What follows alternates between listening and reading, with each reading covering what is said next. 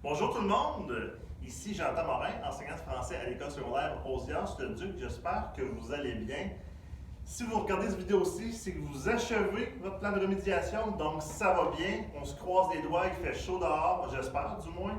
Il fait beau, on a le goût d'aller jouer dehors, mais on a encore des petites choses à faire ensemble afin, évidemment, d'augmenter nos notes et de faire du travail un peu. Il faut quand même occuper nos journées, hein. On ne peut pas juste jouer dehors. Donc aujourd'hui, cette semaine, on doit faire un oral ensemble. Ça a l'air pénible, vous allez voir, c'est super simple, super intéressant et vous avez un grand choix de personnages à choisir.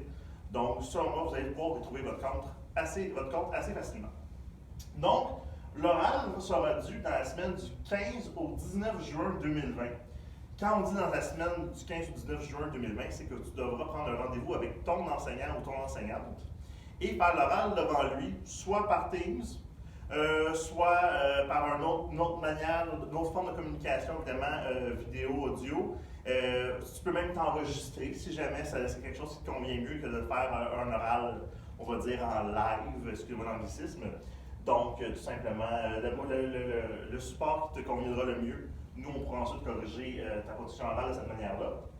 Pour celle-ci, tu devras incarner ton propre personnage, être l'impression de ton personnage, ou évidemment, imaginer une manière originale de présenter ton personnage célèbre. Donc, tu vas prendre un personnage que tout le monde connaît, mais de l'approfondir en parlant de différents aspects de sa vie. Évidemment, pour tout ce qui est de la description, je te réfère aux vidéos numéro 1 du plan de remédiation où on revoit ensemble les différents contenus du texte descriptif. Donc, ici, oral, 3 minutes, ok, si tu fais 2 minutes 48, on ne va pas t'arracher la tête, mais on essaie de quand même de garder un 3 minutes d'oral pour avoir du contenu quand même assez suffisant et pertinent pour la présentation de ton personnage.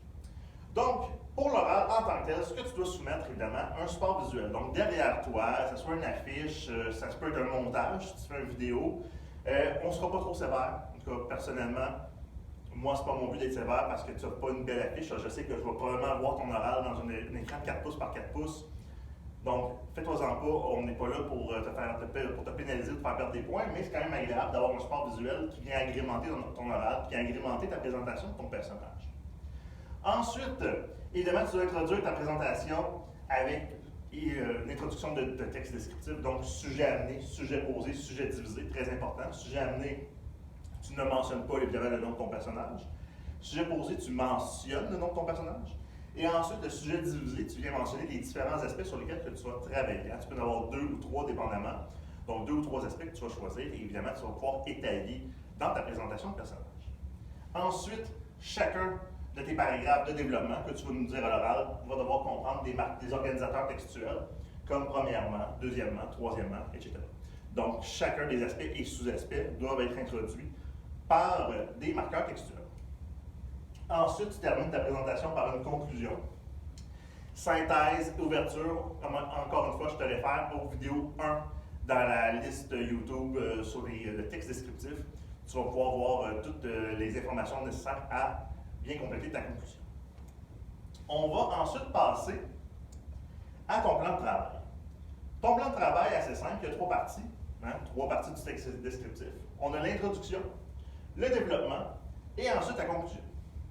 Pour l'introduction, on a évidemment sujet amené, sujet posé, sujet divisé. Donc, comme je vais le répéter encore une fois pour être sûr que tu comprends, sujet amené, tu nommes pas ton personnage. Sujet posé, tu vas le nommer. Donc, tu vas vraiment poser ton sujet dans ton oral. Et ensuite, ton sujet divisé, tu parles des aspects. Donc, tu vas nommer les aspects sur lesquels tu vas travailler. Ensuite, évidemment, les aspects, tu les as ici. C'est super simple, on te les donne en plus. Tu peux pas chialer. Donc, premier aspect, sa vie.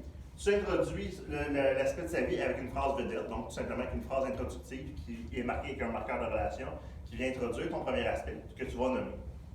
Ensuite, sous-aspect 1, sous-aspect 2. Tu donnes 2 sous-aspects à sa vie.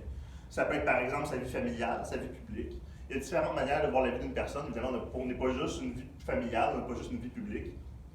Notre vie est amalgamée de plusieurs sphères, donc tu peux prendre ces sphères-là et les utiliser comme sous-aspects. Ensuite, ses exploits ou ses réalisations, évidemment, phrase vedette encore une fois, une phrase introductive marquée avec un organisateur textuel. Et ensuite, encore une fois, sous-aspect 1, sous-aspect 2, tu as 2 paragraphes ici de développement, donc tu vas t'assurer d'avoir 2 aspects dans ton sujet divisé à l'introduction. Tu peux en rajouter un 3e si tu veux, mais nous, on en demande minimum 2. On va passer ensuite à la conclusion.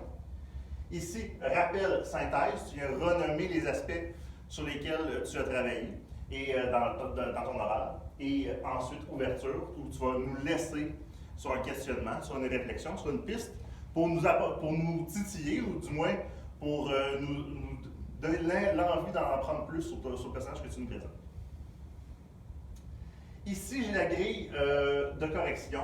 Ça a l'air bien complexe. Il y a 6 aspects qu'on va corriger dans ton oral.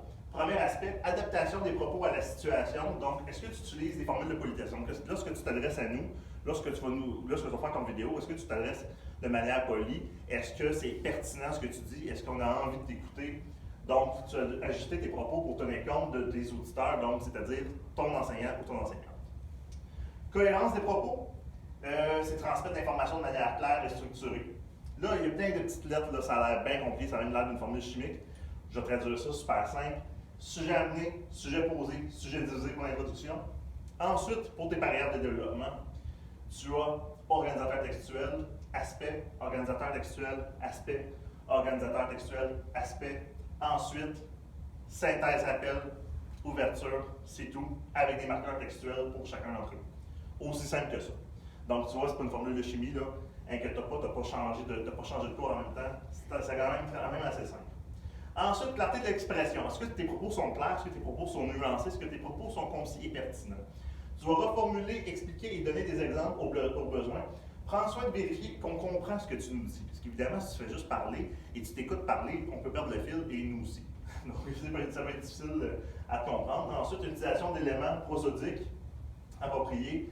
Ça a l'air bien compliqué comme mot, ça a l'air bien méchant, mais c'est pas si pire que ça. C'est tout simplement d'utiliser les procédés linguistiques pour mettre en valeur certains de tes propos. Donc, parle bien, bon vocabulaire, bonne formulation des phrases. Et ensuite, évidemment, utiliser ton regard, position de ton corps. Tu dois communiquer avec nous, donc c'est tout ce qui touche l'aspect communication qui est noté ici. Ensuite, évidemment, respect de la norme standard, correction appropriée. Tout simplement respecter ton plan de travail, respecter les consignes qu'on t'a demandées. Et on termine avec recours à des stratégies de prise de parole.